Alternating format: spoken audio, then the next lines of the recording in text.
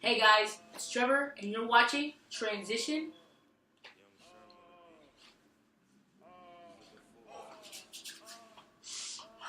Addiction. This week's topic is passing, and I want to put a disclaimer. Number one, transition is about embracing your true identity and expressing it the way you like. So if you do not like any of these passing tips, then do not follow them because your happiness comes first. Number two, if these passing tips seem like they're based off male stereotypes, it's because they're based off male stereotypes. Number one, wardrobe. I recommend dressing more masculinely. That means, leather jackets such as these. T-shirts that are not V-necks and low cut. You can wear a V-neck, just not super low, you know what I mean? Number two, hoodies, jackets, stuff like that. Anything in the men's section. Dressing masculine. Number two, Kenji told me that if you're on the slimmer side, wearing baggier clothes may make you stick out like a sore thumb. I do not know because I am not on the slimmer side. But if you're more of my stature, I recommend wearing baggier clothes, for they do not hug your curves. The best part about this, especially on the lower half, is because I used to pack with a sock, but it would fall down my leg, and I would have to scurry to the bathroom and hope nobody saw that. But now, since I wear baggier clothes, look, I don't really have to pack, because,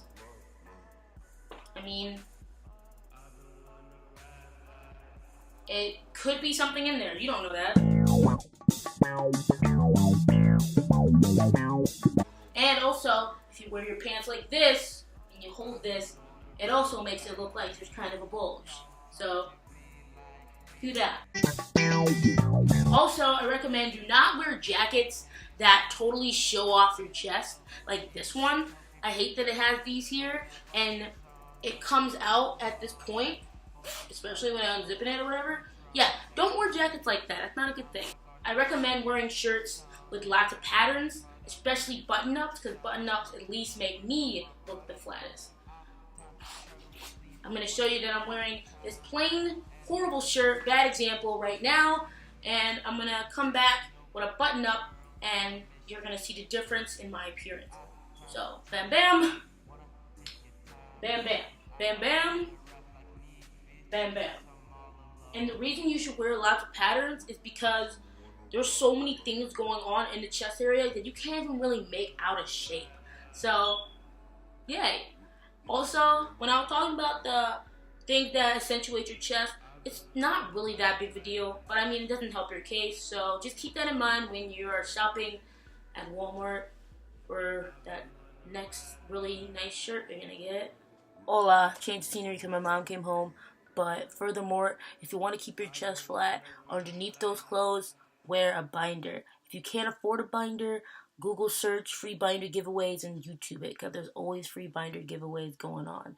And also, if you have the money for a binder, but you don't want your parents to find out about you using a binder, here's a little tip.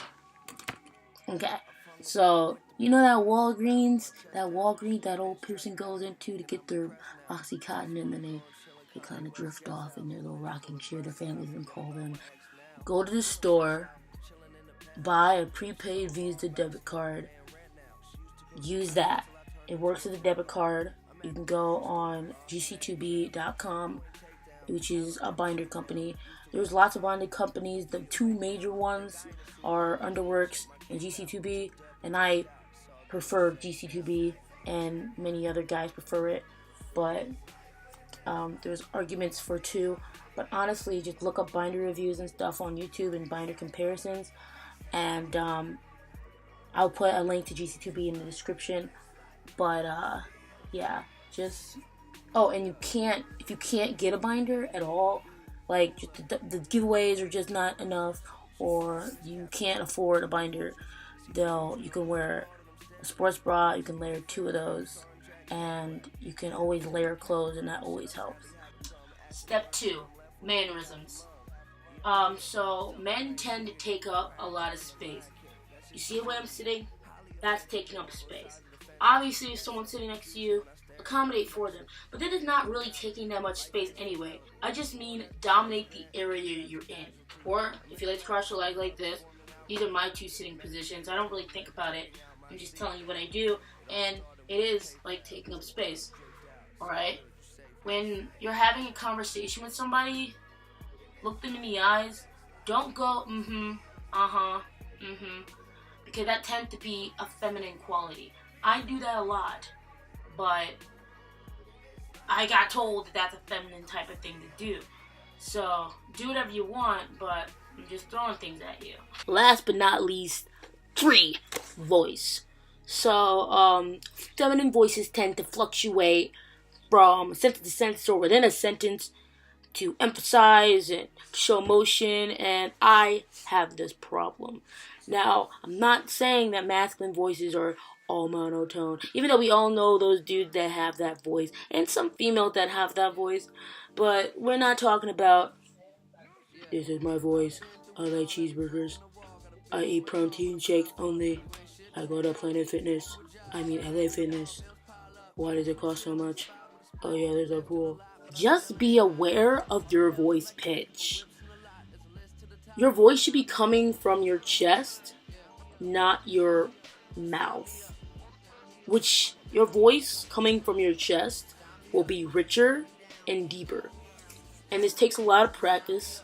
I've been practicing for a very long time, and my voice fluctuates throughout sentences, maybe not as much as it used to, because I've been practicing, but you gotta talk from your chest. So, like, just bring your voice from within you. So, like, I'm talking from my chest right now, and I actually might sound kind of stupid because I'm going out of my way to talk from my chest at this point.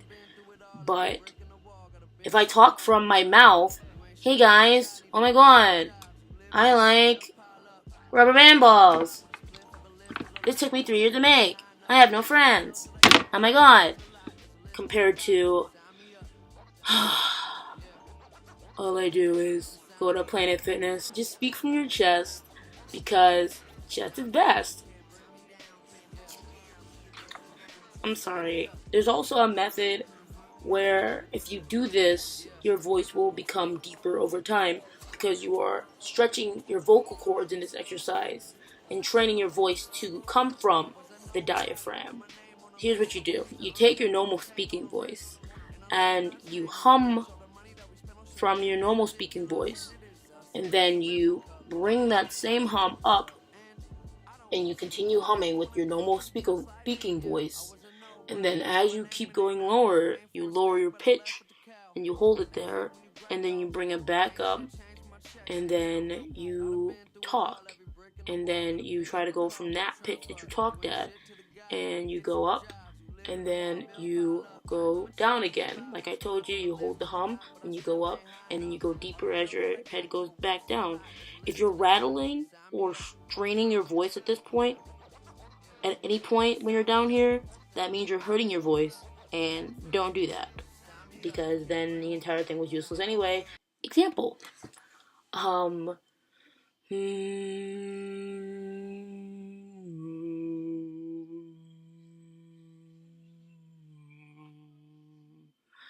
See, I almost started to strain at the end, but my voice should have gotten deeper. I don't know if it did. Let's try again.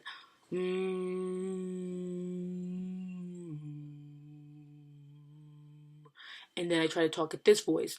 Your voice will randomly get it'll progressively get lighter, but the trick is to try to hold the deepest note in your speaking voice, and the longer you do it, and the more times you do this exercise, the longer you'll be able to hold it, and then hopefully you'll be able to consciously hold this voice during normal conversation, da da da da.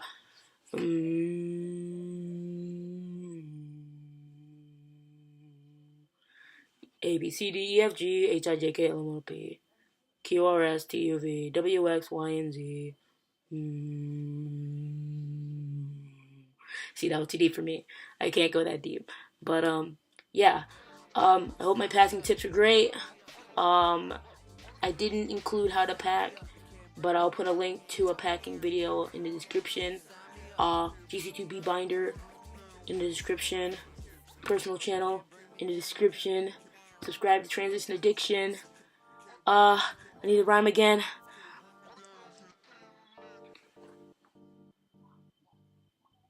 Okay, I'm done. Bye.